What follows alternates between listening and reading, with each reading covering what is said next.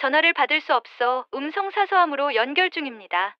5년 전 세상을 떠난 아내의 번호로 매일 전화를 거는 남자. 하지만 돌아오는 건 늘 똑같은 기계음 뿐이었습니다. 그런데 그날 밤 5년 만에 처음으로 신호음이 울렸어요. 여보세요? 우리 엄마가 아파요. 아무리 흔들어도 안 일어나요. 도와주세요. 전화기 너머 여자아이의 목소리가 들려왔어요. 넌 누구니? 네 엄마 이름이 뭐니? 엄마 이름은 박지연이에요.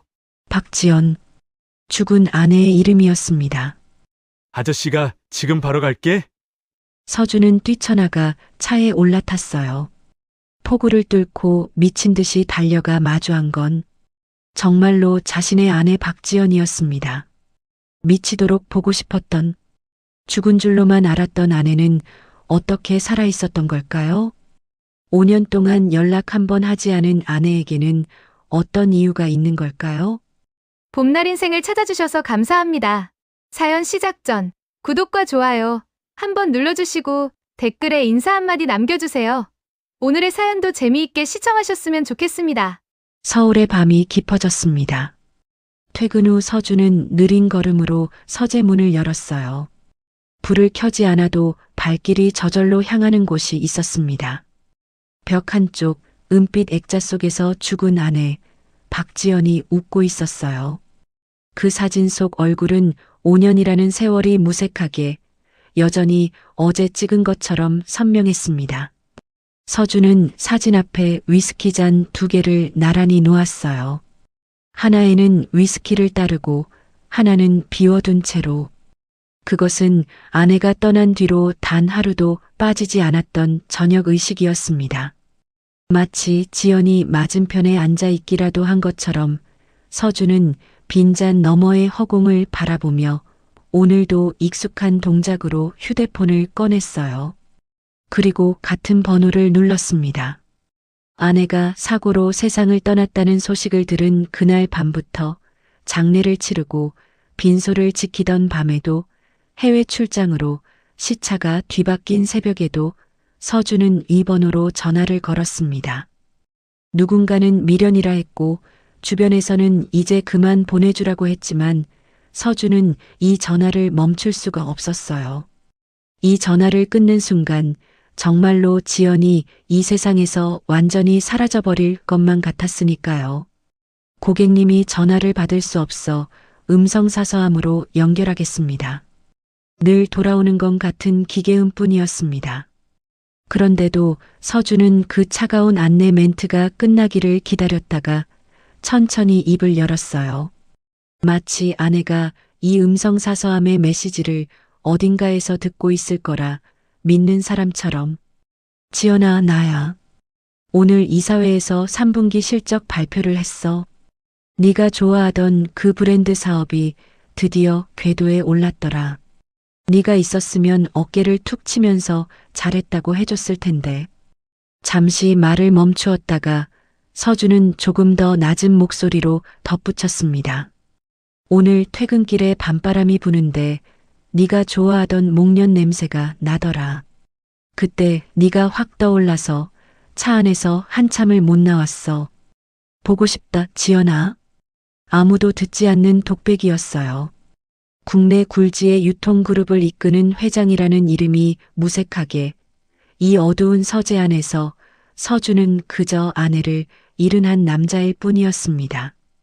낮에는 수백 명의 임원 앞에서 흔들림 없이 결제를 내리지만 밤이 되면 이렇게 사진 한 장 앞에 앉아 목소리가 갈라지도록 혼잣말을 하는 사람. 그게 강서준이었죠. 전화를 끊고 위스키를 한 모금 머금으려는데 오늘따라 왜인지 술이 들어가지 않았어요. 가슴 한편이 먹먹하게 눌리는 느낌, 뭔가 채워지지 않는 허전함이 평소보다 더 짙게 밀려들었습니다. 서준은 결국 다시 한번 같은 번호를 눌렀어요. 한마디만 더, 딱 한마디만 더 하고 싶었던 거였죠. 발신 버튼을 누르고 귀에 폰을 가져다 대는데 서준의 숨이 멈췄습니다. 통화 연결음이 울리고 있었어요. 서준은 자신의 귀를 의심했습니다. 5년 동안 단 한 번도 들리지 않았던 소리, 전원이 꺼져 있다는 매번 같은 기계음만 되풀이하던 그 번호에서 지금 이 순간 신호음이 울리고 있었어요. 심장이 갈비뼈를 두드리는 소리가 귀까지 들려올 만큼 거세게 뛰기 시작했고 위스키 잔을 쥐고 있던 손에서 힘이 빠지며 잔이 바닥으로 떨어졌습니다. 유리가 깨지는 소리가 고요한 서재를 가득 채웠지만 서준의 귀에는 그 소리가 들어오지 않았어요. 온 신경이 수화기 너머에 쏠려 있었으니까요. 그 순간 신호음이 끊기고 누군가가 전화를 받았습니다. 수화기 너머로 가느다란 숨소리가 새어나왔어요. 숨을 고르려 애쓰는 듯한 작고 고르지 못한 호흡이었습니다. 서준은 자기도 모르게 숨을 죽이고 수화기에 귀를 바짝 갖다 댔어요. 여보세요? 아이의 목소리였습니다. 코가 막힌 듯 훌쩍이면서 겨우겨우 말을 잇는 어린아이의 목소리. 아저씨, 우리 엄마가 너무 많이 아파요. 엄마 몸이 불처럼 뜨거운데 아무리 흔들어도 안 일어나요. 하은이 혼자서 어떡해요? 도와주세요. 서준의 입술이 바들바들 떨리기 시작했습니다. 죽은 아내의 전화번호에서 5년간 꺼져 있던 그 번호에서 들려온 건 아이의 울먹이는 목소리였으니까요. 넌 누구니? 서준은 온몸에 힘을 다해 겨우 그 한마디를 짜냈어요. 목이 조여드는 것 같았고 혀가 굳어서 말이 제대로 나오질 않았습니다. 지금 엄마가 아파서 안 일어나요. 아이가 울먹거리며 대답했어요. 네 엄마 이름이 뭐니? 우리 엄마 이름은요. 박지연이에요.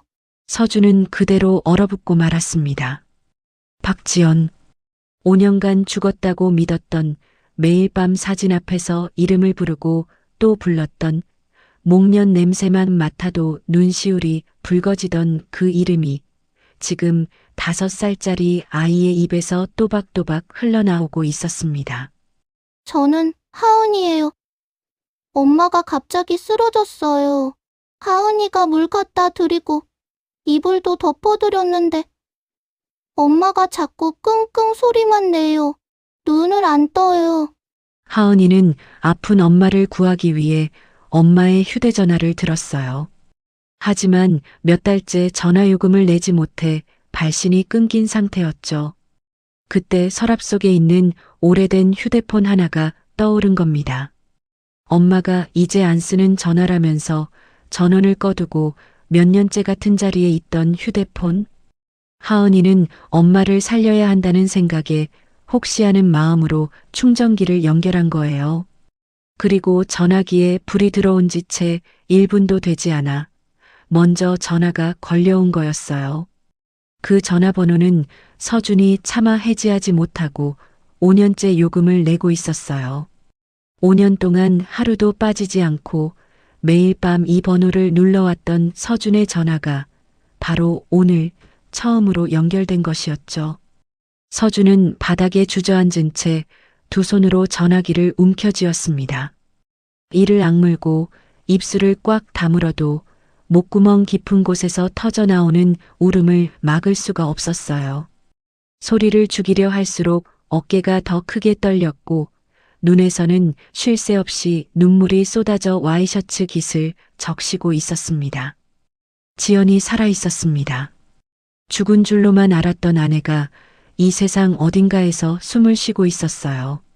그 사실 하나하나가 서준의 가슴을 갈기갈기 찢어놓고 있었습니다. 서준은 갈라진 목소리로 아이의 이름을 불렀어요. 하은아, 아저씨가 지금 바로 갈게. 아저씨 말 잘 들어. 엄마 옆에서 절대 떨어지지 말고 전화도 끊으면 안 돼. 알았지? 아저씨, 진짜 와줄 거예요? 그래, 아저씨가 반드시 갈게. 하은아, 네가 어디 사는지 알아? 집 주소 알아? 네.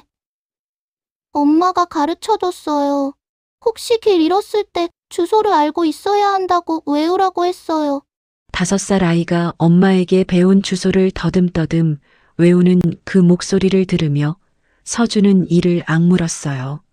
주소를 받아 적은 후 바닥에서 벌떡 일어나 서재를 뛰쳐나갔어요. 양복 재킷도 구두도 챙기지 못한 채 와이셔츠 차림 그대로 현관을 향해 뛰었습니다.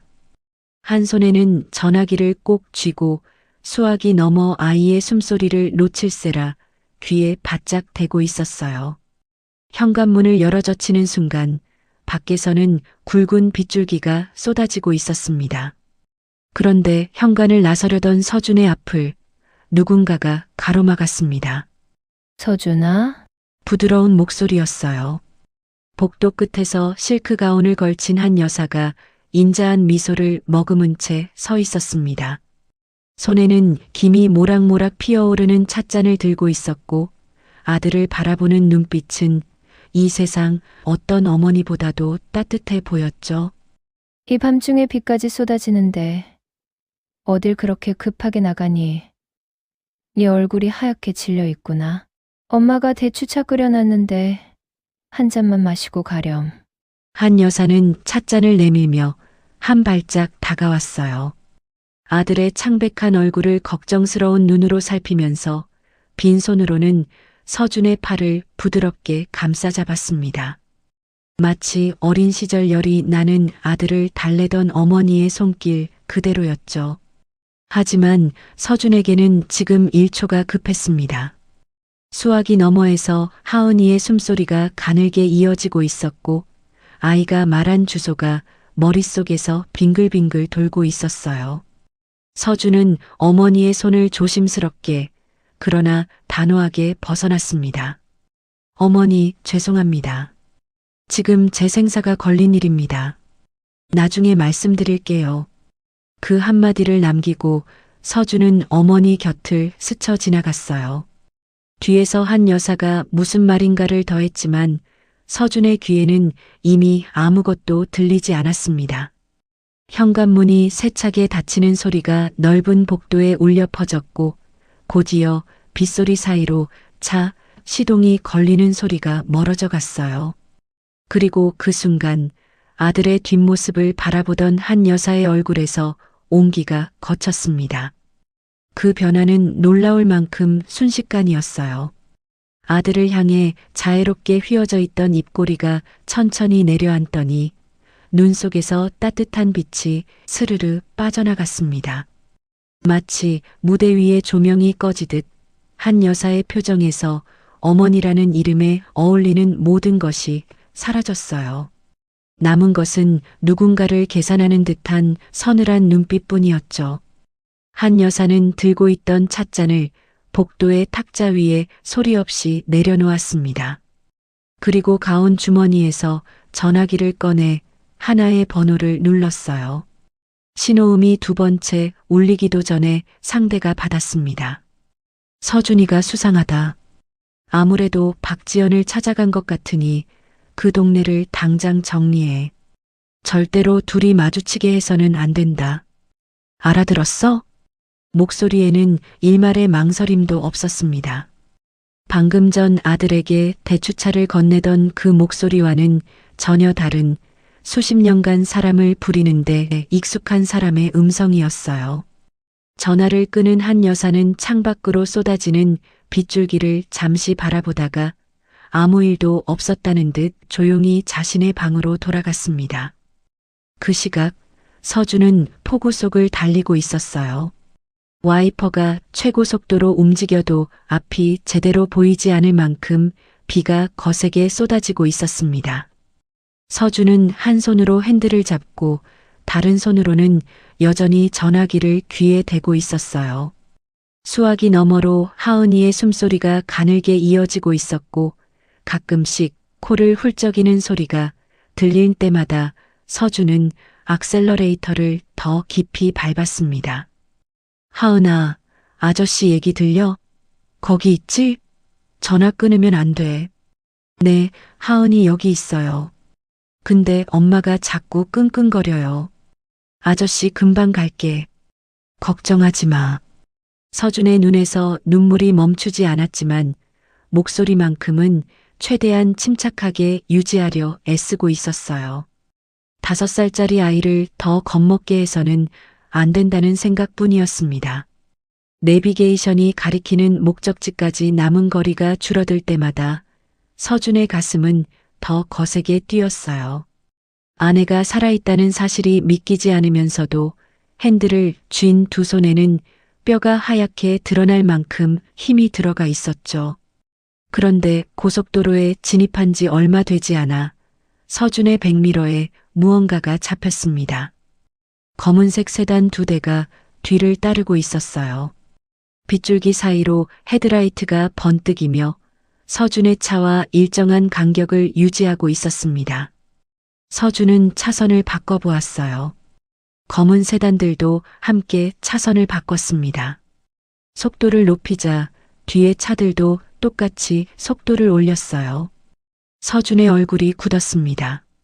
이 시간에 이 폭우 속에서 누가 자신을 따라올 이유가 있단 말입니까? 뒤따라오는 검은 세단 중 한 대가 속도를 올려 서준의 차 옆으로 바짝 붙어왔어요. 빗물이 튀기며 시야를 가렸고 좁아지는 차 간격에 서준의 차가 한쪽으로 밀릴 뻔했습니다. 서준은 핸들을 꺾어 간신히 차체를 바로잡았어요. 심장이 목까지 치밀어 올랐지만 수화기 너머에서 들려오는 하은이의 숨소리가 서준의 정신을 붙잡고 있었습니다. 서준은 이를 악물고 악셀러레이터를 끝까지 밟았어요.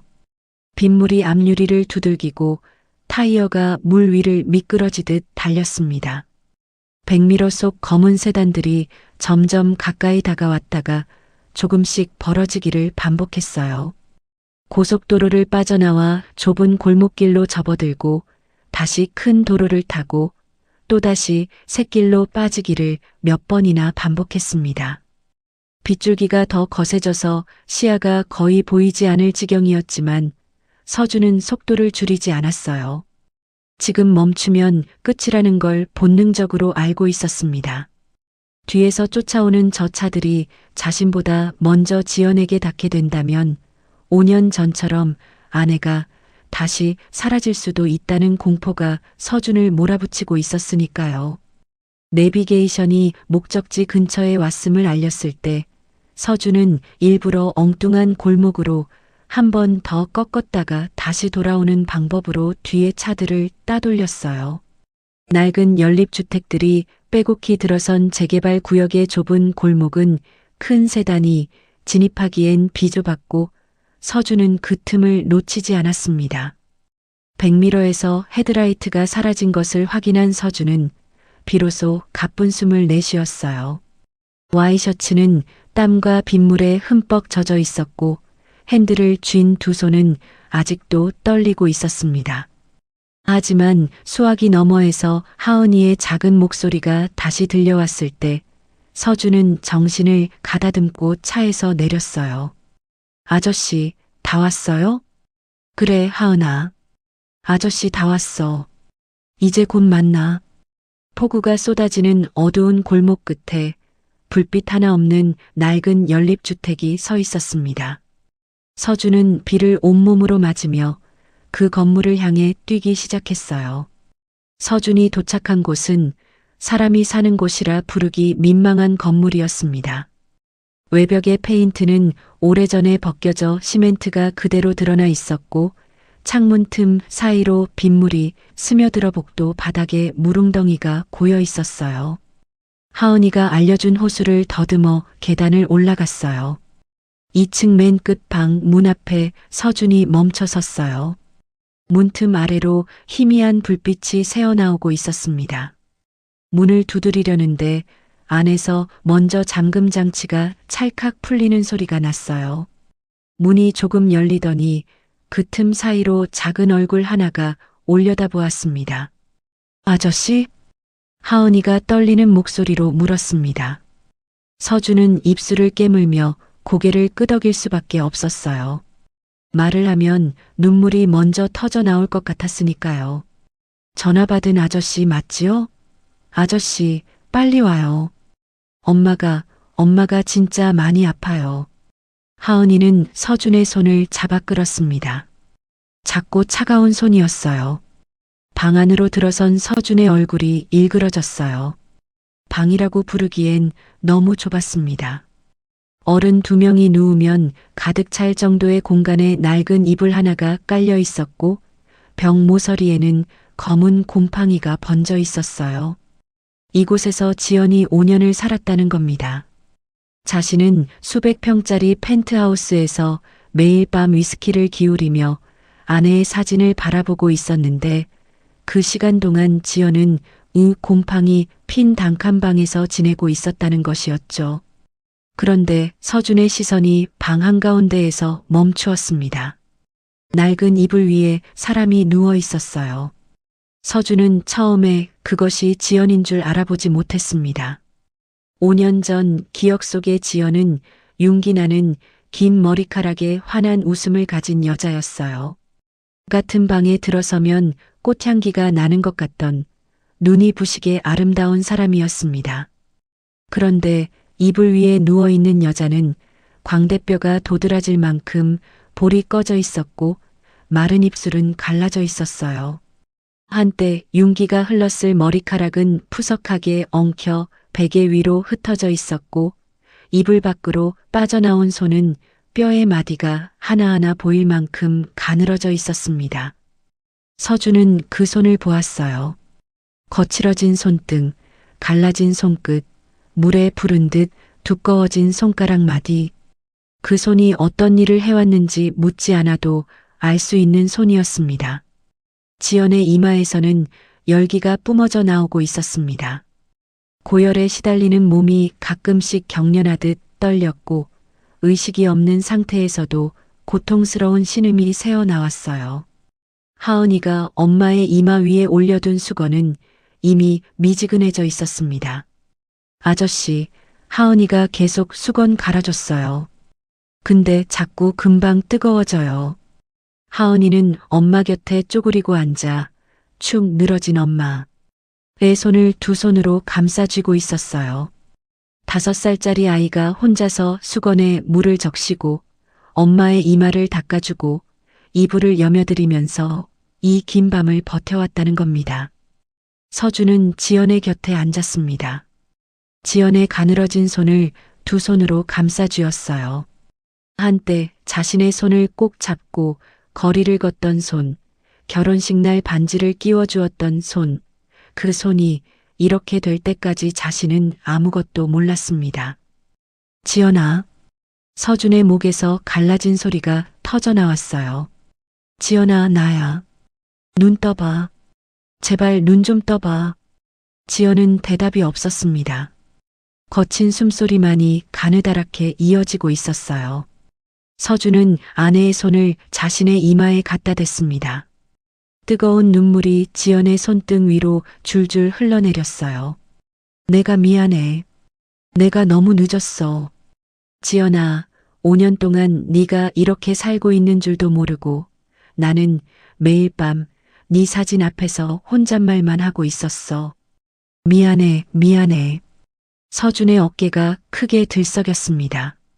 수천억 원의 재산을 움직이는 손이 지금은 아내의 앙상한 손가락 한마디도 제대로 감싸지 못할 만큼 떨리고 있었어요.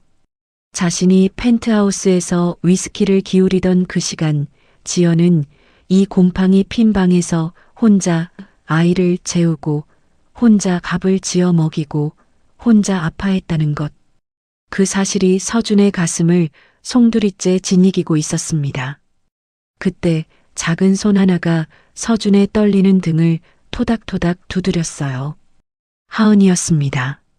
아이는 자기보다 몇 배나 큰 어른의 등을 조그만 손바닥으로 두드리며 울먹이면서도 애써 웃으려는 표정을 짓고 있었어요. 아저씨, 울지 마요. 아저씨가 왔으니까 엄마 이제 괜찮아질 거예요. 그치요? 서준은 고개를 들어 아이를 바라보았습니다. 눈물에 젖은 시야 너머로 자신의 눈을 가진 아이가 코를 훌쩍이며 서 있었어요. 엄마가 쓰러지자 낡은 전화기를 꺼내 세상에서 유일한 연결고리를 찾아낸 아이. 서준은 하은이를 품 안으로 끌어안았습니다. 아이의 몸은 놀라울 만큼 가벼웠어요. 5살 치고도 작은 체구가 서준의 품 안에서 벌벌 떨고 있었습니다. 서준이 안아주자 밤새 꾹꾹 눌러 참았던 울음을 더 이상 견딜 수 없었는지 하은이의 입에서 크게 울음이 터져 나왔어요. 서준은 한 팔로 아이를 안고 다른 손으로는 지연의 손을 놓지 않은 채 즉시 전화를 걸었습니다. 병원에 먼저 연락하고 이어서 가장 신뢰하는 비서에게 구급차를 보내도록 지시했어요. 전화를 하는 동안에도 서준의 눈은 지연의 얼굴에서 떠나지 않았습니다. 지연의 갈라진 입술이 미세하게 움직였어요. 의식이 있는 것인지 없는 것인지 알 수 없었지만 가느다란 목소리가 공기 사이로 새어나왔습니다. 하은아. 엄마가 부른 건 아이의 이름이었어요. 의식이 끊기는 그 순간에도 지연이 찾은 건 자신의 딸이었습니다. 서준은 지연의 손을 더 꽉 잡았어요. 지연아, 내가 여기 있어. 하은이도 여기 있어. 네가 혼자 버틴 거 다 알아. 이제 괜찮아. 내가 왔으니까 이제 다 괜찮아. 곰팡이 냄새가 배어있는 좁은 방 안에 세 사람의 울음소리가 겹쳐지고 있었습니다. 구급차가 도착한 것은 그로부터 채 10분이 지나지 않아서였습니다. 서준이 미리 연락해둔 응급의료팀이 직접 출동한 덕분에 지연은 곧바로 응급실로 이송되었어요. 산소 마스크가 씌워지고 수액줄이 연결되고 모니터에 심박수와 체온이 깜빡이기 시작하는 동안 서준은 한 손으로 하은이를 안은 채 한시도 눈을 떼지 못했습니다. 하은이는 서준의 품에 안긴 채 스르르 잠이 들었어요. 밤새도록 엄마 곁을 지키느라 한숨도 못 잤을 아이가 누군가의 품이라는 안도감에 겨우 긴장을 풀어낸 거였죠. 서준은 아이의 등을 조심스럽게 토닥이며 응급실 침상 위의 지연을 바라보았습니다. 링거줄에 연결된 아내의 팔이 이불 밖으로 드러나 있었는데 팔목이 놀라울 만큼 가늘었어요. 서준은 그 팔목을 보며 입술을 질끈 깨물었습니다. 새벽 무렵 의사가 서준을 불렀어요.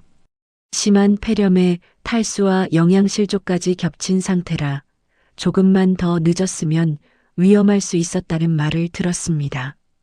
오랜 기간 제대로 된 식사를 하지 못한 흔적이 역력하고 과로가 누적되어 면역력이 바닥까지 떨어져 있었다고요. 서준은 고개를 숙인 채 의사의 말을 들었어요. 주먹을 꽉 쥐고 있었지만 그 손이 떨리는 것을 숨길 수는 없었습니다. 그렇게 이틀이 지났어요. 수액과 항생제가 들어가면서 지연의 체온이 서서히 내려갔고 셋째 날 아침 지연이 눈을 떴습니다. 처음에는 초점이 흐릿한 눈으로 천장만 바라보던 지연이 고개를 돌리는 순간 서준과 눈이 마주쳤어요. 지연의 눈이 커졌습니다. 입술이 벌어졌지만 소리가 나오지 않았어요. 꿈인지 현실인지 분간할 수 없다는 표정으로 지연은 서준의 얼굴을 한참이나 들여다보았습니다. 서준이 먼저 입을 열었어요. 목소리가 갈라져 있었지만 최대한 담담하게 말하려 애쓰고 있었습니다. 지연아, 나야. 서준이야. 지연의 눈에서 눈물이 소리 없이 흘러내렸어요.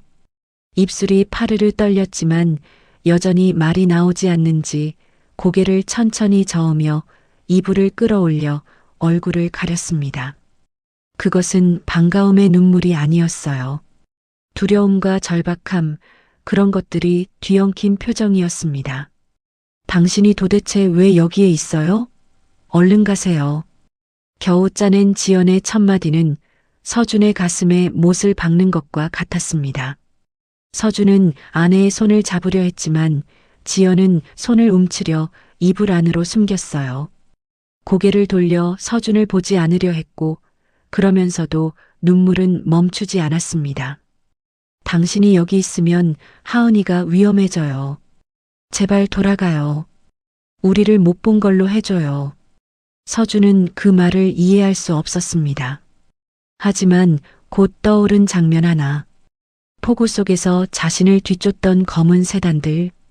그 차가 왜 자기를 따라붙었는지 거기에 비밀이 숨겨져 있다는 걸 눈치챘어요. 지연아, 도대체 너에게 무슨 일이 있었는지 말해줘. 내가 알아야 할 것 같아. 지연은 한참을 말없이 울기만 했어요. 서준이 재촉하지 않고 곁에 앉아 기다리자 지연은 이불 위로 손을 꺼내 자신의 눈물을 닦았습니다. 그리고 힘겹게 입을 열었어요. 5년 동안 누구에게도 하지 못했던 가슴속에 돌덩이처럼 묻어두었던 이야기가 천천히 흘러나오기 시작했습니다. 5년 전이었습니다. 그때 지연은 서준과의 결혼 2년 차였고 뱃속에는 3달 된 아이가 자라고 있었어요. 서준에게 임신 소식을 알리려던 참이었는데 시어머니 한 여사가 먼저 그 사실을 알았습니다. 며느리의 산부인과 진료 기록을 확인한 한 여사는 축하는커녕 지연을 독대했어요. 한 여사에게 지연은 처음부터 눈엣가시였습니다. 이름 없는 집안에서 자란 재벌가의 며느리감으로는 한참 부족한 여자. 아들이 그런 여자에게 빠져 경영에 소홀해질까봐 한 여사는 줄곧 지연을 내보낼 기회만 엿보고 있었죠. 그런데 아이까지 생겼다는 소식은 한 여사에게 더 이상 미룰 수 없는 결단을 내리게 만들었습니다. 한 여사가 설계한 것은 교통사고였어요. 지연이 타고 있던 차가 빗길에 중앙선을 넘어 전복되는 사고가 일어났고 한 여사가 매수한 사람들과 짜고 지연의 사망 진단서를 만들어냈습니다. 시신은 화재로 심하게 손상되어 신원 확인이 어렵다는 보고서가 서준에게 전달되었고 장례는 한 여사의 주도 아래 급하게 치러졌어요. 서준은 아내의 얼굴 한번 제대로 보지 못한 채 관 뚜껑이 닫히는 것을 지켜봐야 했습니다. 그러나 지연은 죽지 않았어요. 사고 직후 의식을 잃었던 지연이 눈을 떴을 때 그녀가 누워있던 곳은 서울 외곽의 허름한 요양원이었습니다. 온몸에 붕대가 감겨 있었고 움직일 수 없는 상태에서 한 여사가 나타났어요. 한 여사는 지연의 침대 옆 의자에 앉아 마치 안부를 묻러온 사람처럼 차분한 목소리로 말했습니다. 거액이 적힌 수표 한 장을 지연의 가슴 위에 올려놓으며 한 여사가 입을 열었어요. 이 돈 받고 조용히 사라져라. 서준이한테는 네가 죽은 걸로 처리했으니까 살아있다는 걸 알리려고 하면 그땐 정말로 죽은 사람으로 만들어줄 수도 있어. 내 아들 인생에서 깨끗이 지워져. 알아들었어? 지연은 수표를 집어 한 여사의 얼굴 앞으로 돌려주었습니다. 온몸이 부서지는 것 같은 고통 속에서도 그 돈만큼은 받을 수 없었어요. 한 여사의 돈을 받는 순간 정말로 서준과의 모든 것이 거래가 되어버리는 것 같았으니까요. 필요 없습니다. 이 돈 안 받겠습니다. 한 여사의 눈썹이 올라갔어요. 이 상황에서 거절할 줄은 몰랐다는 표정이었죠. 지연은 수표를 돌려준 손으로 자신의 배를 감싸쥐었습니다. 3달 된 아이가 아직 거기에 있었어요. 사고의 충격 속에서도 살아남은 작은 생명이 지연의 손바닥 아래에서 숨을 쉬고 있었습니다. 그 순간 지연의 눈빛이 달라졌어요. 아내로서의 분노도 며느리로서의 서러움도 아닌 아이를 지켜야 한다는 어머니의 눈이었습니다. 지연은 침대 위에서 몸을 일으키려 했지만 힘이 없어 그대로 미끄러졌어요. 그래서 누운 채로 한 여사를 올려다보며 말했습니다. 아무것도 필요 없습니다. 서준 씨에게 연락하지 않겠습니다. 죽은 사람으로 살겠습니다. 다만 한 가지만 부탁드립니다. 이 아이와 함께 살 수 있는 작은 방 보증금만 빌려주십시오. 그것만 있으면 죽은 듯 살겠습니다. 다시는 서준 씨 앞에 나타나지 않겠습니다. 거액의 수표는 거절하면서 방 한 칸에 보증금을 구걸하는 며느리. 한 여사는 콧웃음을 쳤어요. 그 정도면 싸게 먹혔다는 듯 비서에게 소에게 보증금을 처리하라 지시하고는 뒤돌아 나갔습니다. 돌아서는 한 여사의 얼굴에는 승리자의 여유가 떠올라 있었죠. 그렇게 지연은 사라졌습니다. 서준에게도 세상에게도 박지연이라는 사람은 5년 전 교통사고로 세상을 떠난 사람이 되었어요. 보증금을 받아 숨어든 곳이 바로 서준이 며칠 전에 찾아온 그 재개발 구역의 단칸방이었습니다. 지연은 한 여사의 눈을 피해 얼굴이 알려지지 않은 변두리 시장에서 일자리를 구했어요. 새벽 4시에 일어나 수산시장에서 생선을 다듬고 낮에는 식당에서 설거지를 하고 저녁에는 포장마차에서 가릇을 닦았습니다. 하루에 3군데를 돌며 허드렛 일을 해야 겨우 아이의 분유값과 방세를 댈 수 있었어요. 하은이가 태어난 날에도 지연은 혼자였습니다. 동네 산부인과에서 홀로 진통을 견디며 아이를 낳았고 아이를 낳고 산후조리도 제대로 하지 못한 채 다시 시장으로 나갔어요. 등에 하은이를 업고 생선 비늘을 쳤고 아이가 울면 시장 한 구석에 쪼그리고 앉아 젖을 물렸습니다. 누구도 도와주는 사람이 없었어요. 아프면 약국에서 해열제를 사 먹었고 하은이가 열이 나면 밤새 이마에 수건을 올려주며 뜬 눈으로 밤을 새웠습니다. 그렇게 5년이었어요. 그 세월 동안 지연의 몸은 조금씩 무너져 내리고 있었습니다. 제대로 먹지 못하고 제대로 쉬지 못하고 아픈 곳이 있어도 병원 한 번 가지 못하며 버텨온 시간이 쌓이고 쌓여 결국 그날 밤 지연은 쓰러졌어요. 그리고 5살 하은이가 엄마가 몰래 숨겨두었던 낡은 전화기를 꺼내 충전기에 꽂았고 멈춰있던 시간이 다시 돌아가기 시작한 것이었습니다. 지난 날을 회상하던 지연은 이불을 꽉 움켜쥔 채 소리 없이 울고 있었어요. 5년치 눈물이 한꺼번에 쏟아지는 것처럼 멈추려 해도 멈출 수 없는 울음이었습니다. 서준은 아무 말도 할 수 없었어요. 아내가 겪어온 5년의 무게가 너무 커서 어떤 말로도 위로가 되지 않을 것 같았습니다. 서준은 그저 지연의 손을 잡았어요. 이번에는 지연이 손을 빼지 않았습니다. 거칠어진 손, 마디마디가 굵어진 손, 그 손을 서준은 두 손으로 감싸쥐고 자신의 이마에 가져다 댔어요. 다시는 안 놓을게. 무슨 일이 있어도 누가 뭐라 해도 다시는 절대 안 놓을게. 병실 창 너머로 동이 트고 있었습니다. 며칠째 이어지던 비가 그치고 구름 사이로 처음 햇살이 비쳐 들어오고 있었어요. 침대 옆 보조 침상에서 곤히 잠든 하은이의 볼 위로 아침 햇살이 조용히 내려앉았습니다. 그날 이후 서준은 병실을 떠나지 않았습니다. 회사에는 건강상의 이유로 당분간 업무를 비운다는 통보만 남겼어요. 수십 건의 결제 서류가 쌓이고 임원들의 전화가 끊이지 않았지만 서준에게 가장 중요한 건 회사보다 5년 동안 죽은 줄 알았던 아내 지연이었습니다. 서준의 하루는 온전히 지연과 하은이를 위해 흘러갔어요. 새벽이면 누구보다 먼저 일어나 따뜻한 물수건으로 지연의 손과 얼굴을 닦아주었습니다.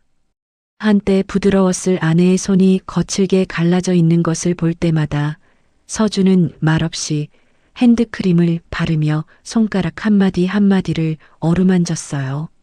마치 5년 동안 손대지 못했던 시간을 지금이라도 메우려는 사람처럼 조심스럽고도 정성스러운 손길이었죠.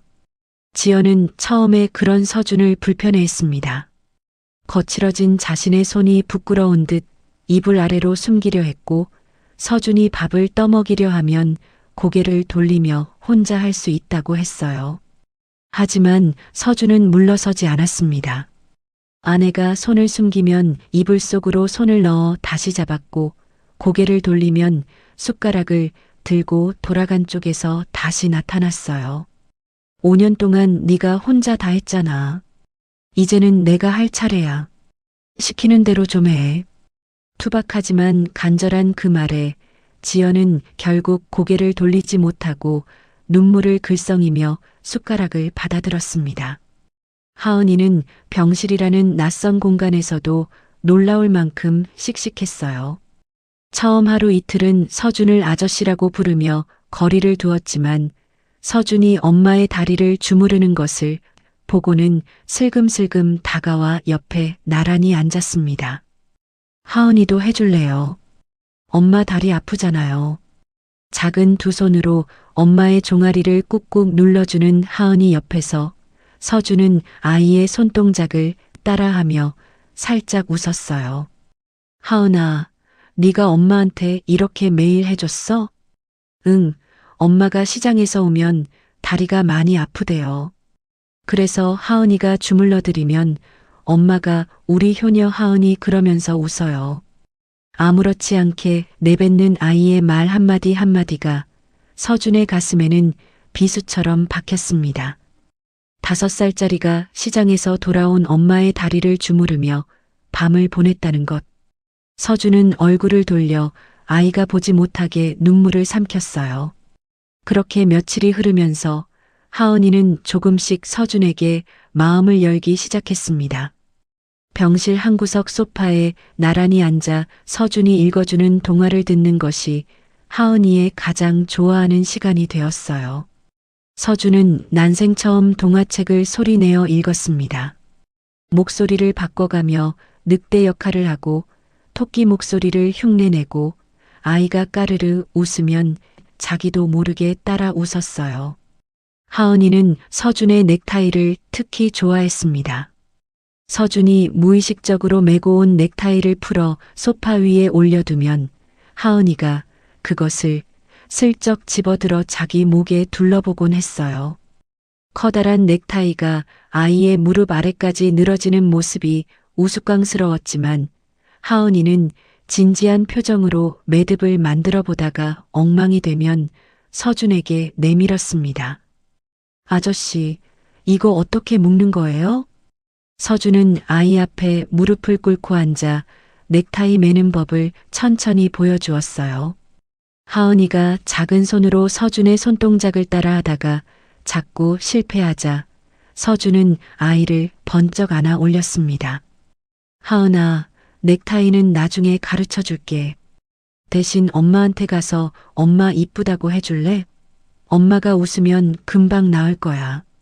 하은이는 서준의 품에 안긴 채 고개를 끄덕이더니 침대 위에 지연을 향해 두 팔을 뻗었어요. 엄마 이뻐요. 세상에서 엄마가 제일 이뻐요. 지연은 억지로 웃으려 했지만 웃음보다 눈물이 먼저 나왔습니다.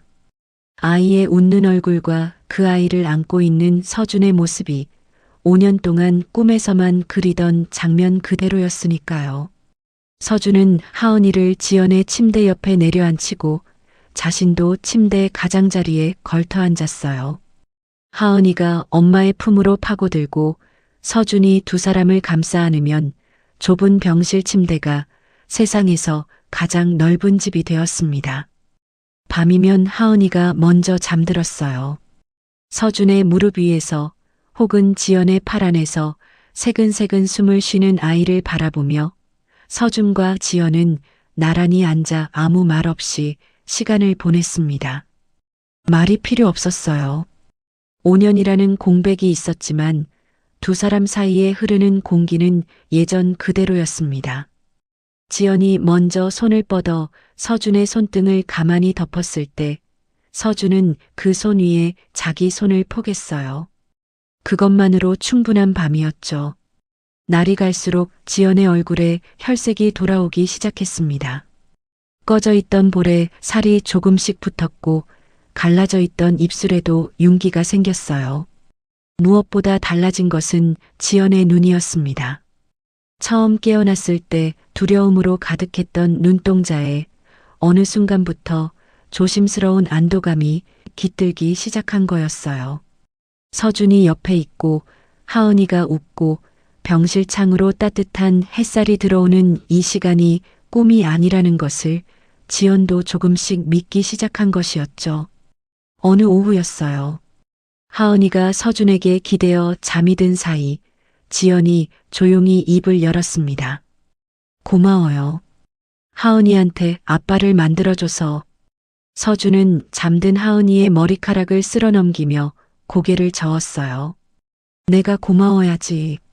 네가 이 아이를 지켜줬잖아. 혼자서 5년을. 두 사람은 잠든 아이를 사이에 두고 마주 보았습니다. 지연의 눈가에 눈물이 맺혔지만 이번에는 슬픔이 아니었어요. 오래도록 기다려왔던 것이 마침내 손에 닿았을 때 흐르는 그런 종류의 눈물이었습니다. 병실 창밖으로 노을이 번지고 있었어요. 주홍빛 하늘 아래로 서울의 풍경이 고요하게 펼쳐져 있었고 병실 안에서는 세 사람의 숨소리가 조용히 포개지고 있었습니다. 5년이라는 멈춰있던 시간이 이 작은 병실 안에서 다시 흐르기 시작하고 있었어요. 그로부터 열흘 뒤 의사는 지연의 퇴원을 허락했습니다. 폐렴 수치가 정상으로 돌아왔고 영양 상태도 눈에 띄게 호전되었어요. 물론 완전히 회복된 것은 아니었지만 통원 치료로 전환해도 괜찮다는 소견이었습니다. 서준은 그 말을 들으며 이미 며칠 전부터 마음속에 다져놓은 결심을 꺼내 들었어요. 퇴원 전날 밤이었습니다. 하은이가 먼저 잠든 뒤 서준은 지연의 침대 옆에 앉아 조심스럽게 말을 꺼냈어요. 지연아, 내일 퇴원하면 갈 곳이 있어. 지연의 눈이 흔들렸습니다. 5년간 숨어 살아온 사람에게 갈 곳이라는 말은 곧 두려움이었으니까요. 서준은 그 눈빛을 읽고 지연의 손을 잡으며 또렷한 목소리로 말했습니다. 나랑 같이 본가로 가자. 어머니 앞에 서야 해. 지연의 얼굴이 창백해졌어요. 고개를 천천히 저으며 입술을 깨물었습니다. 5년 전 한 여사의 눈을 마주했던 그 순간이 떠오른 거였죠. 그때의 공포가 아직 지연의 몸속에 남아 있었습니다. 서준 씨, 나는 괜찮아요. 하은이랑 둘이 원래 살던 대로 돌아가면 돼요. 굳이 그 집에 가서 일을 만들 필요 없어요. 지연아. 서준의 목소리는 부드러웠지만 그 안에 흔들리지 않는 무게가 실려 있었습니다. 5년 전에 네가 혼자 맞섰던 일을 이제는 내가 나서야 해. 네 옆에 내가 서 있을 거야. 하은이도 내 품에 있을 거고 네가 겁낼 건 아무것도 없어. 지연은 한참을 말없이 서준의 얼굴을 바라보았어요. 5년 전에는 혼자였습니다. 사고로 침대에 누워서 아무도 곁에 없는 상태로 한 여사의 협박을 견뎌야 했죠. 그런데 지금은 달랐어요. 이 사람이 옆에 있었습니다. 서준의 손이 자신의 손을 감싸고 있었고 그 손에서 전해지는 온기는 5년 전과 같았습니다. 지연은 천천히 고개를 끄덕였어요.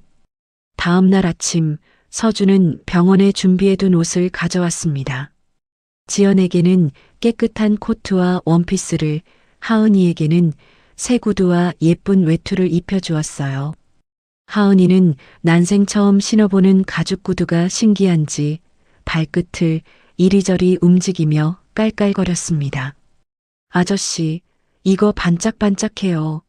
하은이 구두 맞아요? 그럼 하은이 거지. 이쁘지? 네. 엄마도 봐봐요. 하은이 구두 이뻐요. 지연은 새 옷을 입은 딸을 바라보며 웃었어요. 5년 동안 시장에서 주워온 옷만 입혔던 아이가 처음으로 자기 이름이 적힌 새 옷을 입고 서 있었습니다. 지연의 눈시울이 붉어졌지만 오늘은 울지 않겠다고 다짐하며 입술을 꾹 다물었어요. 병원 로비를 나서자 검은색 세단 한 대가 대기하고 있었습니다. 서준이 직접 뒷문을 열어 지연을 먼저 태우고 하은이를 품에 안아 올려 옆자리에 앉혔어요. 차가 출발하자 하은이는 창밖으로 스쳐 지나가는 서울의 거리를 넋을 놓고 바라보았습니다. 단칸방의 좁은 창으로만 바깥을 보아왔던 아이에게 유리창 너머로 펼쳐지는 넓은 도로와 높은 건물들은 다른 세상이었을 거예요. 지연은 무릎 위에 올려놓은 두 손을 꼭 깍지 끼고 있었습니다. 차가 강남 쪽으로 접어들수록 거리의 풍경이 달라지고 있었어요. 넓은 가로수 길, 높은 담장 뒤로 보이는 저택들. 5년 전까지 지연이 살았던 세계가 눈앞에 다시 펼쳐지고 있었습니다. 지연의 손이 미세하게 떨렸어요. 서준이 한 손으로 운전대를 잡은 채 다른 손을 뻗어 지연의 깍지 낀 손 위에 조용히 올려놓았습니다. 한마디도 하지 않았지만 그 손이 전하는 메시지는 분명했어요. 내가 옆에 있으니까. 높은 철문이 열리고 차가 넓은 진입로를 지나 본체 앞에 멈춰 섰습니다. 서준은 차에서 먼저 내려 지연의 문을 열어주었어요. 지연이 내리자 서준은 아내의 손을 꼭 잡았습니다. 그리고 다른 팔로 하은이를 안아 올렸어요. 아이는 거대한 저택을 올려다보며 눈이 동그래졌습니다. 아저씨, 여기 뭐예요? 엄청 커요. 서준은 대답 대신 미소를 지으며 지연의 손을 잡은 채 현관을 향해 걸었습니다. 지연의 걸음이 조금 느려졌지만 서준이 손에 힘을 주자 다시 발을 내딛었어요. 두 사람의 구두 소리가 대리석 바닥 위로 또각또각 울려 퍼졌습니다. 넓은 거실이 눈앞에 펼쳐졌어요. 높은 천장에 매달린 샹들리에가 은은한 빛을 내리쬐고 있었고 한쪽 벽면을 가득 채운 통유리 너머로 정원의 초록빛이 보였습니다. 그리고 그 거실 한가운데 한 여사가 앉아 있었어요. 자스민 차를 우리며 신문을 들여다보고 있던 한 여사는 현관 쪽에서 들려오는 발소리에 고개를 들었습니다. 아들이 돌아온 것이려니 생각하며 익숙한 미소를 입가에 띄우려는 찰나였어요. 한 여사의 시선이 서준의 옆에 서 있는 여자에게 닿았습니다. 찻잔을 들고 있던 손이 멈추었어요. 입가에 올라가려던 미소가 얼어붙었습니다. 신문이 무릎 위에서 바닥으로 스르르 미끄러져 내렸지만 한 여사는 그것을 주울 생각도 하지 못했어요. 그녀의 두 눈은 지연의 얼굴 위에 박혀 있었습니다. 5년 전 아들 앞에서 흔적도 없이 사라졌던 여자가 자기 아들의 손을 잡고 거실에 서 있었습니다. 한 여사의 손가락에서 힘이 빠지며 찻잔이 떨어졌어요. 카펫 위로 자스민 차가 쏟아지고 도자기 찻잔이 깨지는 소리가 조용한 거실을 갈랐습니다. 하지만 그 소리보다 더 크게 울린 것은 한 여사의 입에서 터져나온 목소리였어요. 서준아, 이게 대체 무슨 일이니? 한 여사의 눈이 지연에게서 서준의 품에 안긴 하은이에게로 옮겨갔습니다. 자기 아들을 빼닮은 5살짜리 아이가 동그란 눈으로 자신을 내려다보고 있었어요. 한 여사의 얼굴이 종이처럼 하얗게 질려갔습니다. 서준은 대답하지 않았어요. 지연의 손을 한 번 더 꼭 잡은 채 어머니의 정면에 섰습니다. 그리고 한 여사가 한 번도 본 적 없는 이 세상 누구보다 고요하고 무거운 눈빛으로 어머니를 내려다보았어요. 거실의 시간이 멈춘 것 같았습니다. 깨진 찻잔 조각 위로 자스민 차가 카펫에 스며들고 있었지만 그 자리에 있는 누구도 그것을 신경 쓰지 않았어요. 한 여사는 소파에 앉은 채 굳어버렸고 서준은 한 손으로 지연의 손을 잡고 다른 팔로 하은이를 안은 채 어머니의 정면에 서서 입을 열지 않았습니다. 그 침묵이 1초였는지 1분이었는지 아무도 가늠할 수 없었어요. 먼저 움직인 것은 한 여사였습니다. 한 여사는 재빠르게 표정을 수습했어요. 순간 흔들렸던 눈동자를 감추듯 한번 눈을 감았다가 뜨더니 어디서 끌어왔는지 모를 미소를 입가에 올렸습니다. 수십 년간 사교계에서 단련된 사람답게 한 여사는 놀라울 만큼 빠르게 자신을 추스른 거였죠.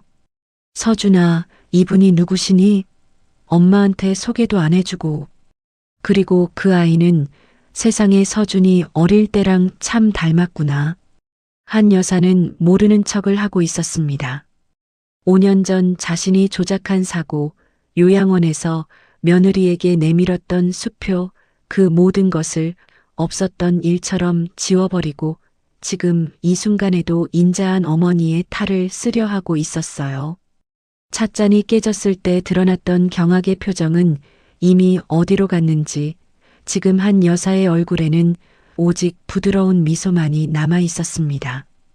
서준은 어머니의 그 미소를 가만히 바라보았어요. 어릴 적부터 숱하게 보아왔던 미소였습니다. 아들에게 따뜻한 말을 건네며 이마를 쓸어줄 때, 대추차를 끓여내밀 때, 늦은 밤 현관에서 자신을 붙잡으며 걱정하는 척할 때 늘 그 미소였어요. 한때 서준이 세상에서 가장 믿었던 미소, 그런데 지금 서준의 눈에 그 미소는 전혀 다른 것으로 보이고 있었습니다. 어머니, 서준의 입에서 나온 호칭은 평소와 같았지만 그 안에 실린 무게는 전혀 달랐어요. 거실에 울려 퍼진 그 두 글자가 한 여사의 미소를 아주 미세하게 흔들었습니다. 서준은 품에 안고 있던 하은이를 조심스럽게 내려놓으며 지연에게 아이를 맡겼어요. 그리고 양복 안주머니에서 서류 봉투 하나를 꺼냈습니다. 두툼한 갈색 봉투였어요. 서준은 봉투의 입구를 뜯지 않고 거실 가운데 놓인 대리석 테이블 위에 소리나게 내려놓았습니다. 한 여사의 눈이 그 봉투 위에 머물렀어요. 미소를 유지하려 애쓰고 있었지만 눈동자가 아주 미세하게 흔들리는 것을 서준은 놓치지 않았습니다. 어머니, 이 안에 뭐가 들어있는지 아시겠습니까? 한 여사는 웃음기를 머금은 채 고개를 갸웃했어요. 모르겠다는 듯 아들이 무슨 장난을 하는 거니 하는 표정이었죠. 서준아, 엄마가 어떻게 알겠니? 뭔데 그래, 말해봐. 서준은 봉투를 열었습니다. 안에서 나온 것은 수십 장의 문서와 사진, 그리고 녹취 기록이었어요. 서준은 그것들을 한 장씩 천천히 테이블 위에 펼쳐놓기 시작했습니다. 첫 번째는 5년 전 교통사고 보고서였어요. 경찰에 접수된 공식 보고서와 서준의 비밀 비서팀이 별도로 확보한 실제 사고 기록. 두 문서의 내용은 완전히 달랐습니다. 공식 보고서에는 차량 전복으로 인한 탑승자 사망이라고 적혀 있었지만 실제 기록에는 사고 직후 탑승자가 생존 상태로 이송되었다는 내용이 고스란히 담겨 있었어요. 두 번째는 병원 기록이었습니다. 한 여사가 매수한 병원 원장의 계좌로 거액이 입금된 내역, 사망 진단서를 허위로 발급한 담당 의사의 진술서, 지연이 살아있는 상태로 서울 외곽 요양원으로 옮겨졌다는 야송 기록까지 하나하나가 한 여사의 설계를 증명하는 퍼즐 조각들이었어요. 세 번째는 요양원에서 한 여사가 지연을 만나는 장면이 담긴 CCTV 캡처 사진. 날짜와 시간이 선명하게 찍혀 있었어요. 한 여사가 봉투를 들고 요양원에 들어가는 장면, 30분 뒤 나오는 장면, 그리고 그 다음 날 지연이 퇴원하는 장면이 시간순으로 나열되어 있었습니다. 서준은 문서를 한 장 펼칠 때마다 한 여사의 표정이 조금씩 변해가는 것을 보았어요. 처음에는 의연하게 버티려는 듯 미소를 유지했지만 사고 기록이 나올 때 입꼬리가 미세하게 내려갔고 병원 매수 내역이 펼쳐질 때 손가락 끝이 떨리기 시작했으며 CCTV 사진이 테이블 위에 놓이는 순간 한 여사의 얼굴에서 마지막 남은 미소가 완전히 사라졌습니다. 저는 어머니를 의심한 적이 없었습니다. 서준이 입을 열었어요. 목소리는 떨리지 않았지만 한마디 한마디에 눌러 담은 감정의 무게가 느껴지는 음성이었습니다. 지연이가 죽었다고 했을 때, 시신을 보여달라고 했을 때, 화재로 훼손이 심해 확인이 어렵다고 하셨죠. 저는 그 말을 믿었습니다. 어머니가 하는 말이니까. 세상에서 가장 저를 사랑하는 사람이 하는 말이니까. 서준은 잠시 말을 멈추었어요. 목구멍 안에서 무언가가 치밀어 올랐지만 서준은 그것을 삼키고 다시 말을 이었습니다. 그런데 2년 전부터 회사 자금 흐름에서 이상한 점이 보이기 시작했습니다. 어머니 명의의 비공개 계좌로 빠져나간 돈들, 설명되지 않는 지출 내역들. 처음에는 경영상의 문제인 줄 알았어요. 그래서 제 사람들을 따로 모아 조사를 시작했습니다. 서준이 말한 비밀 비서팀은 바로 그때 만들어진 것이었어요. 어머니의 독단적인 경영에 의문을 품고 몰래 조직한 소수의 정보팀. 처음에는 단순한 자금 비리를 추적하는 것이 목적이었지만 실타래를 풀어갈수록 그 끝에는 서준이 상상조차 하지 못했던 진실이 매달려 있었습니다. 자금 추적 끝에 5년 전 사고와 연결된 금전 거래가 나왔고 거기서부터 모든 것이 풀렸습니다. 경찰 보고서 조작, 병원 매수, 사망 진단서 위조, 지연이 살아있다는 사실을 알면서도 제게 장례를 치르게 한 것까지 전부 다. 서준은 테이블 위에 펼쳐진 문서들을 내려다보며 마지막 한 장을 집어들었어요. 그것은 녹취록이었습니다. 한 여사가 비서에게 전화로 지시를 내리는 음성이 기록된 것이었어요. 그 동네를 당장 정리해. 절대로 둘이 마주치게 해서는 안 된다. 며칠 전 서준이 폭우 속을 달려 지연에게 향하던 그 밤에 한 여사가 내린 명령이었습니다. 한 여사는 테이블 위에 펼쳐진 증거들을 바라보고 있었어요. 입술이 바르르 떨리고 있었지만 한동안 아무 말도 하지 못했습니다.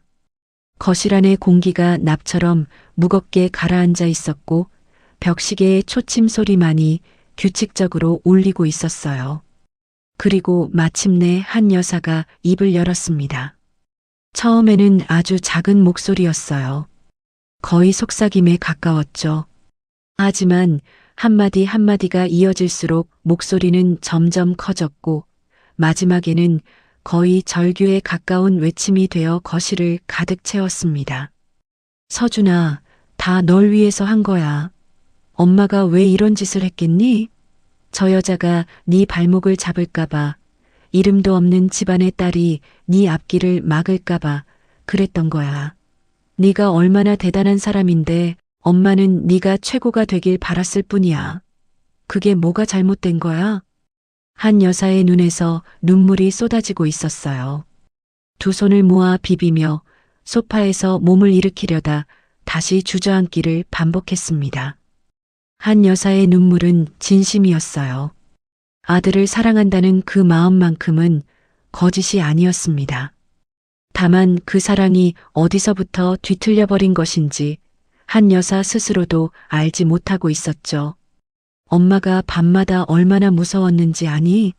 네가 그 여자한테 빠져서 회사도 내팽개치고 엄마가 평생 쌓아올린 것들이 무너질까봐 엄마가 얼마나 전전긍긍했는데.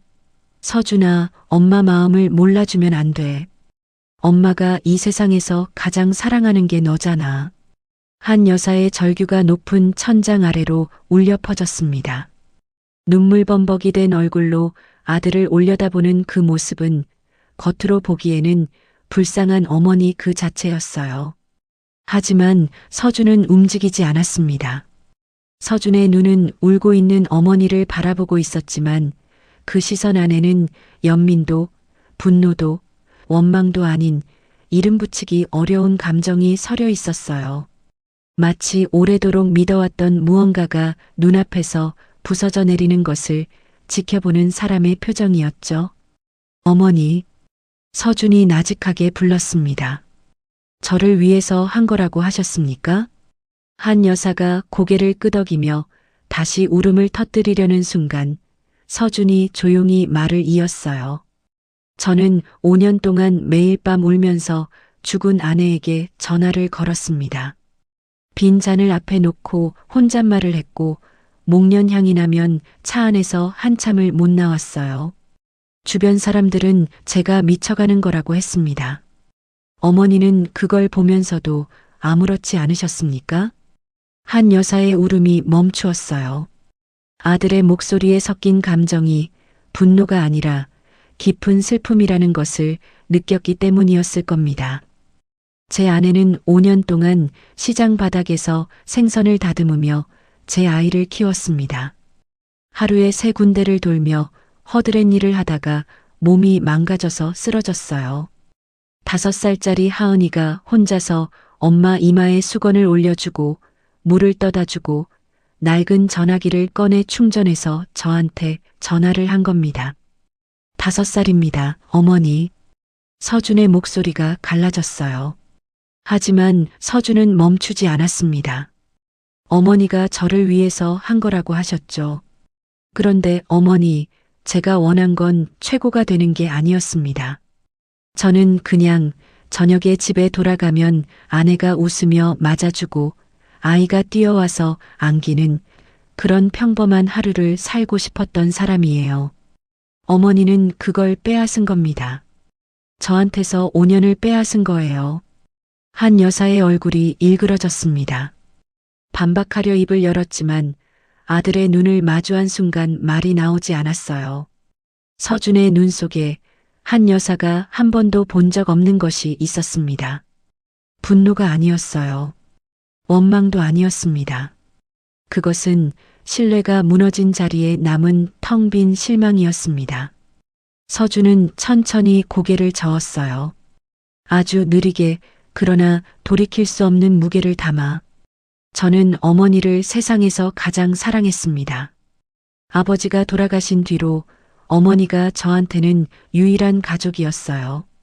그런데 그 어머니가 제 아내를 죽이고 제 아이의 존재를 숨기고 저한테 5년 동안 거짓말을 하고 계셨던 겁니다. 한 여사는 소파 위에서 조금씩 무너져 내리고 있었습니다. 두 손으로 얼굴을 감싸 쥐고 어깨가 들썩이도록 울고 있었어요. 하지만 서준은 더 이상 다가가지 않았습니다. 뒤에서 하은이가 지연의 치마를 꼭 잡은 채 큰 소리에 놀란 눈으로 서준의 등을 바라보고 있었어요. 서준은 뒤를 돌아보았습니다.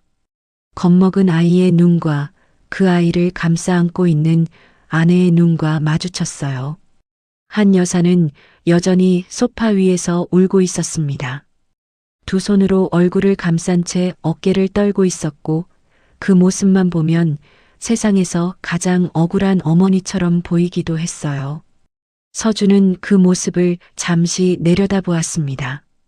어린 시절부터 저 눈물 앞에서 몇 번이나 마음이 약해졌는지 모릅니다. 어머니가 울면 무엇이든 들어드려야 할 것 같았고 어머니의 뜻을 거스르는 것은 곧 불효라고 배워왔으니까요. 하지만 오늘은 달랐습니다. 서준의 뒤에는 5년 동안 시장 바닥에서 무릎이 닳도록 일하며 아이를 키운 아내가 서 있었어요. 그리고 엄마가 쓰러지자 낡은 전화기를 꺼내 세상에서 유일한 연결고리를 찾아낸 5살짜리 딸이 엄마의 치마를 꼭 잡은 채 서 있었습니다. 서준은 더 이상 한 여사의 눈물 앞에서 무릎을 꿇을 수 없었어요. 서준은 소파 맞은편에 천천히 앉았습니다. 그리고 한 여사가 울음을 멈출 때까지 조용히 기다렸어요. 재촉하지도 다그치지도 않았습니다. 그저 어머니가 스스로 얼굴에서 손을 떼고 아들의 눈을 마주할 때까지 서준은 무릎 위에 두 손을 모은 채 기다렸어요. 한참이 흐른 뒤 한 여사가 젖은 눈으로 고개를 들었습니다. 아들이 아직 거기에 앉아 있다는 것을 확인하자 한 여사의 눈빛에 신락 같은 기대가 스쳤어요. 아들이 기다려준 거라고, 아직 마음이 남아있는 거라고 그렇게 해석하려는 눈이었습니다. 그 순간 서준이 입을 열었어요. 어머니, 저는 어머니를 고발하지 않겠습니다. 한 여사의 눈이 미세하게 흔들렸어요. 의외라는 듯, 그리고 한편으로는 안도하려는 듯한 기색이 스쳤습니다. 법정에 세우거나 사람들 앞에 어머니의 잘못을 드러내는 일은 하지 않겠습니다. 제 아내도 그런 걸 바라지 않고 저도 제 스스로 어머니를 무너뜨리고 싶지는 않습니다. 한 여사가 무언가를 말하려 했지만 서준이 먼저 말을 이었습니다. 대신 저는 오늘 이 집을 나가겠습니다. 한 여사의 표정이 굳었어요.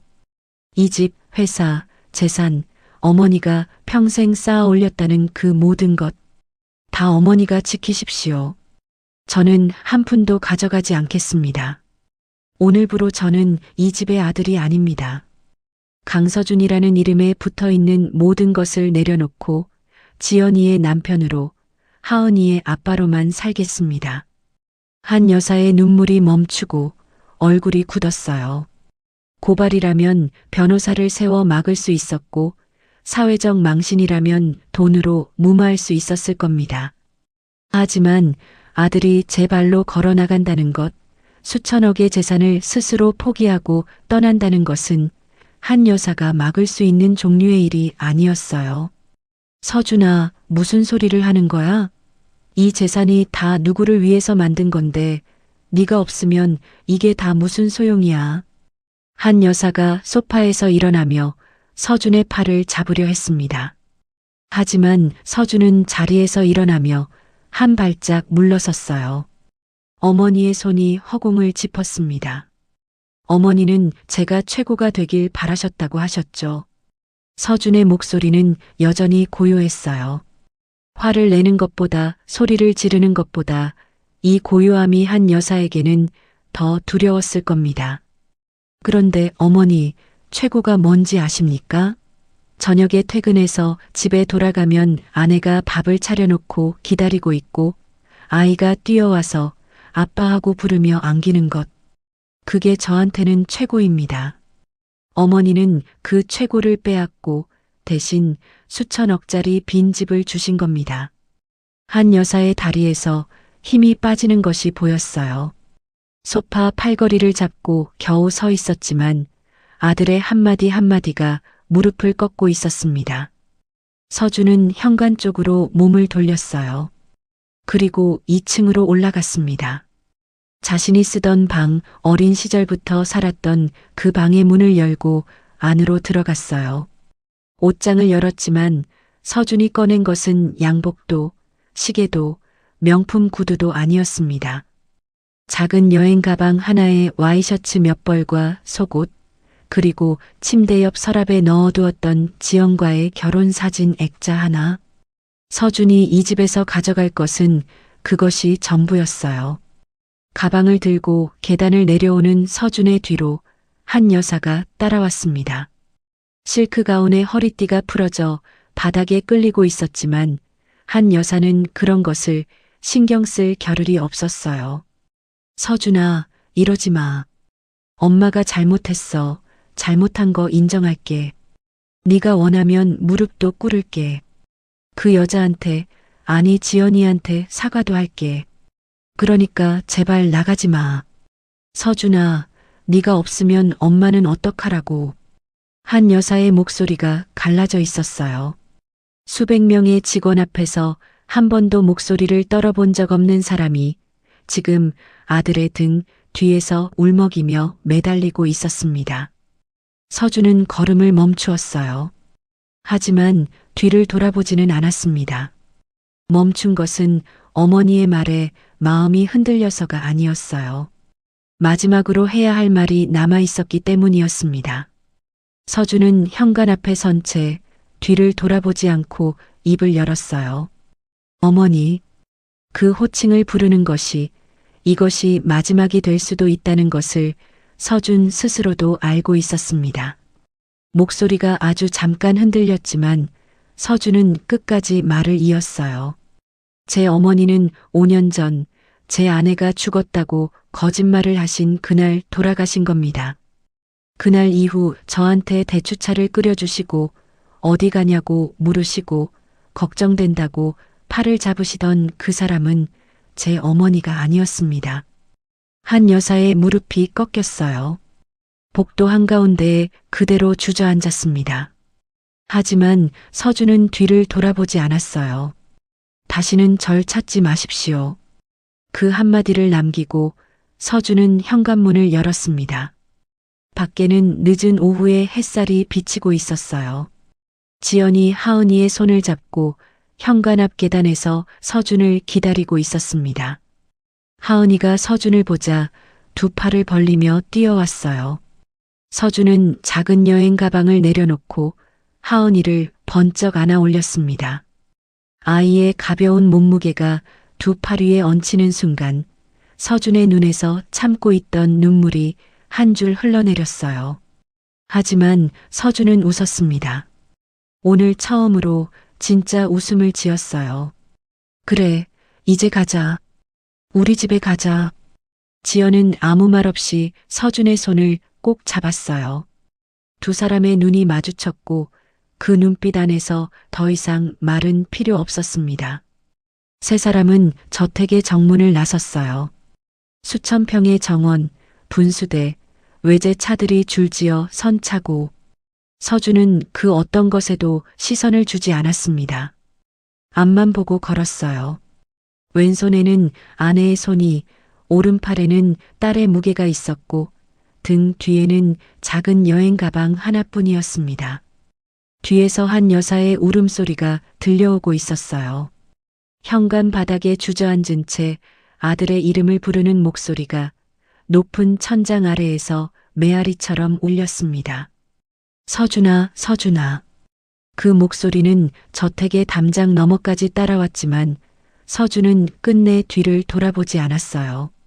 정문을 빠져나온 서준은 거리에 세워둔 소형 승용차 앞에 멈춰 섰습니다. 회사법인 차량도 기사가 딸린 세단도 아닌 서준이 개인적으로 준비해둔 평범한 차였어요. 하은이를 뒷자리 카시트에 앉히고 지연이 옆자리에 타고 서준이 운전석에 앉았습니다. 시동을 걸기 전 서준은 백미러를 한번 보았어요. 백미러 안에 저택이 멀어져 가고 있었습니다. 그 안에서 자신이 태어나고 자랐고 아버지를 잃었고 어머니의 사랑이라 믿었던 것들 속에서 살아왔던 집이 점점 작아지고 있었어요. 서준은 백미러에서 시선을 거두었습니다. 그리고 옆자리에 지연을 보았어요. 지연은 창밖을 바라보고 있었는데 볼 위로 눈물이 조용히 흘러내리고 있었습니다. 서준이 손을 뻗어 지연의 손등을 가만히 덮자 지연이 그 손을 꼭 잡았어요. 뒷자리에서 하은이가 물었습니다. 아빠, 우리 어디 가요? 서준의 손이 핸들 위에서 멈추었어요.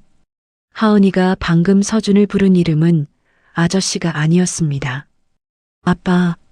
하은이가 처음으로 서준을 아빠라고 불렀어요. 서준은 한참 동안 아무 말도 하지 못했습니다. 입술을 꽉 다물고 천장을 올려다보며 눈물을 참았어요. 지연이 옆에서 서준의 손을 더 세게 잡아주었습니다. 서준은 깊이 숨을 들이쉬고 떨리는 목소리로 대답했어요. 우리 집에 가는 거야, 하은아. 아빠랑 엄마랑 하은이 셋이 살 우리 집. 하은이가 환하게 웃었습니다. 그 웃음소리가 작은 차 안을 가득 채웠고 서준은 눈물을 훔치며 시동을 걸었어요. 차가 천천히 출발했습니다. 넓은 대로를 빠져나와 작은 골목길로 접어들고 높은 빌딩 사이로 노을빛이 스며드는 서울의 거리를 세 사람을 태운 작은 차가 달려가고 있었어요.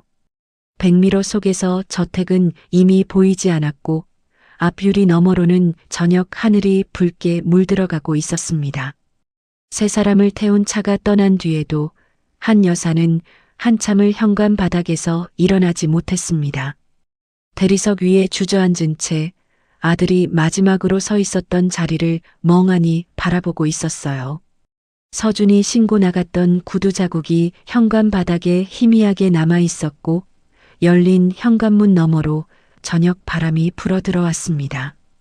정원의 가로등이 하나둘 자동으로 켜지고 있었지만 한 여사의 눈에는 아무것도 들어오지 않았어요.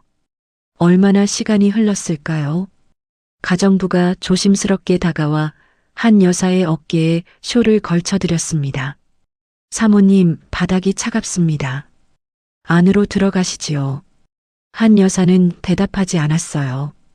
가정부가 팔을 잡아 일으키려 하자 그제야 고개를 돌렸는데 가정부는 한 여사의 얼굴을 보고 말을 잇지 못했습니다. 20년 넘게 이 집에서 일하면서 한 여사의 울음을 본 적이 단 한 번도 없었거든요. 그 한 여사가 지금 얼굴 가득 눈물 자국을 남긴 채 텅 빈 눈으로 허공을 바라보고 있었어요. 한 여사는 가정부의 손을 뿌리치지 않았습니다. 뿌리칠 힘조차 남아있지 않았어요. 가정부에게 부축을 받으며 간신히 일어선 한 여사는 거실을 지나 계단을 올랐습니다. 자신의 방이 아니었어요. 발길이 향한 곳은 2층 복도 맨 끝 서준의 방이었습니다. 문을 열자 서준의 흔적이 고스란히 남아 있었어요. 책상 위에 놓여 있던 만년필, 책장에 가지런히 꽂혀 있는 경영 서적들, 옷장 안에 걸린 양복들. 서준은 이것들을 하나도 가져가지 않았습니다. 수천만 원짜리 양복도, 한정판 시계도, 아버지에게서 물려받은 만년필도 두고 갔습니다. 마치 이 방에서 보낸 모든 시간을 통째로 내려놓고 떠난 것처럼. 한 여사는 옷장 앞에 섰어요. 서준이 즐겨 입던 감색 코트가 걸려 있었습니다. 한 여사가 작년 겨울 아들의 생일에 맞춰 직접 백화점에서 골라 선물했던 코트였어요. 서준이 그 코트를 입고 출근하던 날 한 여사는 현관에서 아들의 옷매무새를 잡아주며 웃었었죠. 잘 어울린다. 우리 아들이 제일 멋있다. 서준도 웃으며 고맙다고 했었고요. 한 여사는 그 코트를 옷걸이에서 내렸습니다. 두 팔로 끌어안고 얼굴을 묻었어요.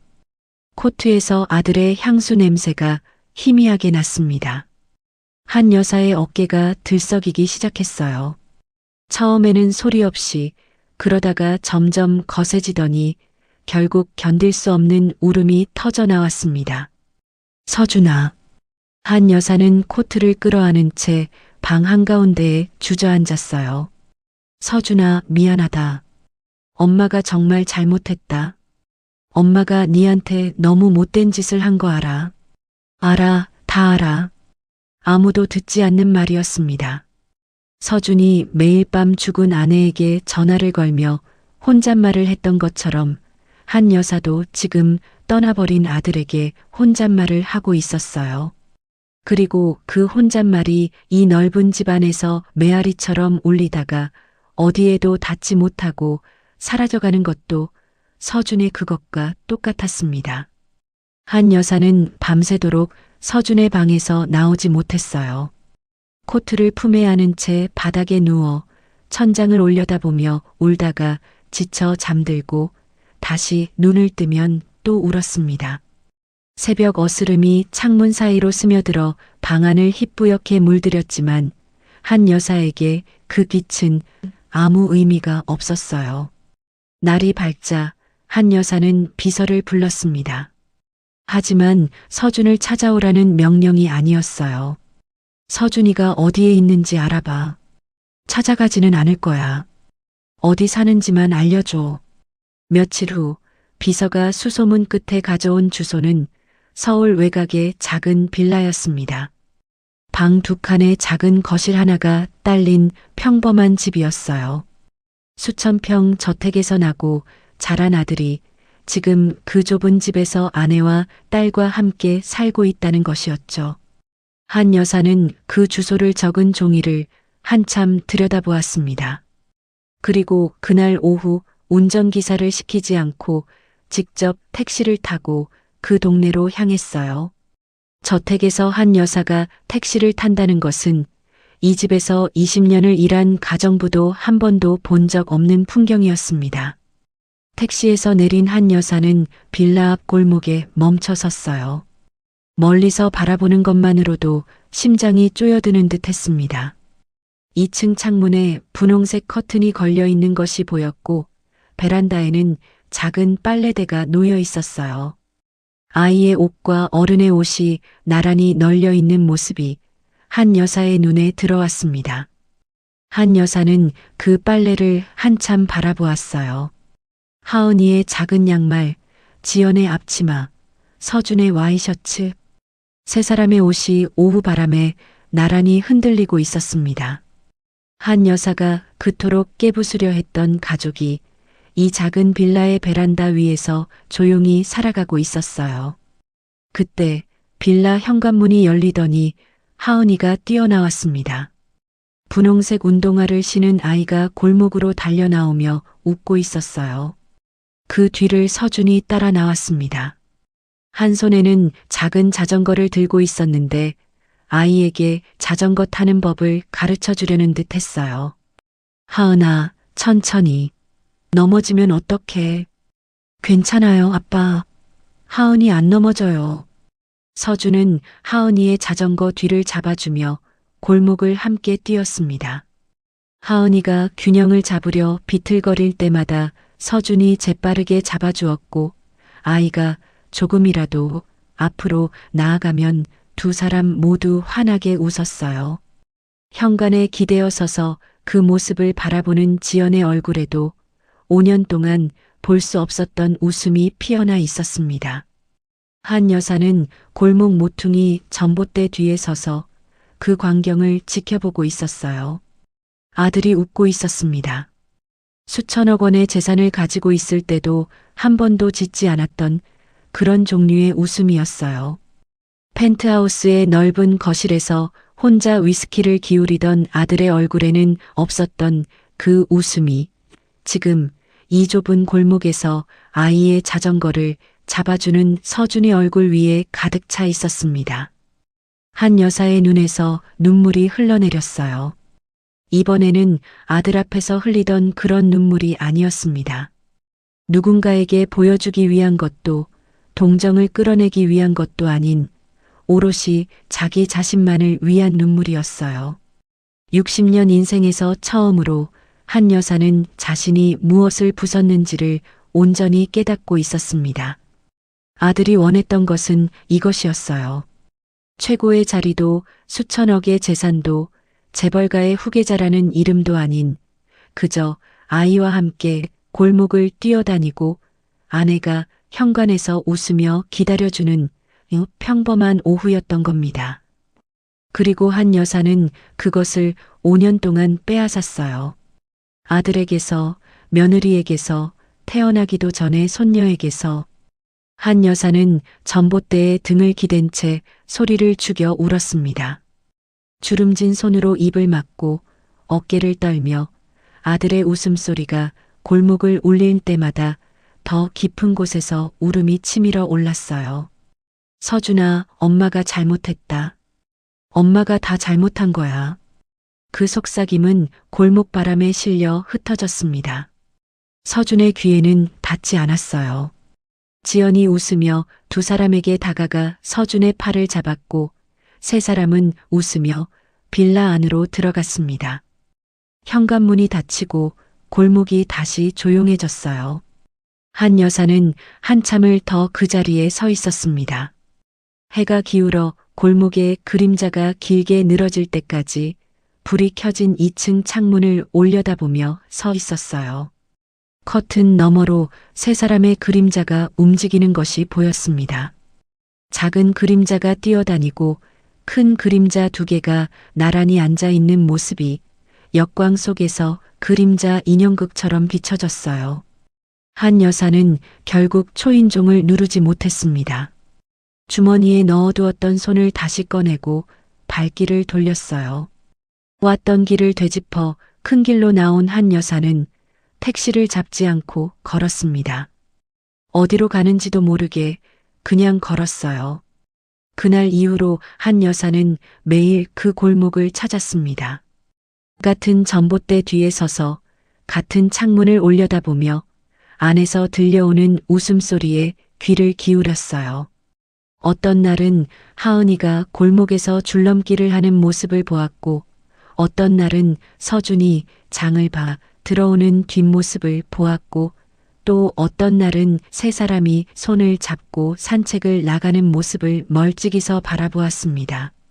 하지만 한 여사는 단 한 번도 다가가지 못했어요. 다가갈 자격이 없다는 것을 알고 있었으니까요. 그래서 한 여사는 오늘도 전봇대 뒤에 서서 멀리서 들려오는 손녀의 웃음소리를 들으며 소리 없이 눈물을 흘려 봄날 인생과 함께 해주신 선생님들 정말 감사합니다. 오늘의 사연이 마음에 닿으셨다면 구독과 좋아요 한번 눌러주세요. 그리고 오늘 주인공인 서준과 지연, 한 여사님께 하시고 싶은 말씀을 댓글로 남겨주세요. 그럼 다음 영상에서 또 다시 만나 뵙기를 기대하겠습니다. 감사합니다.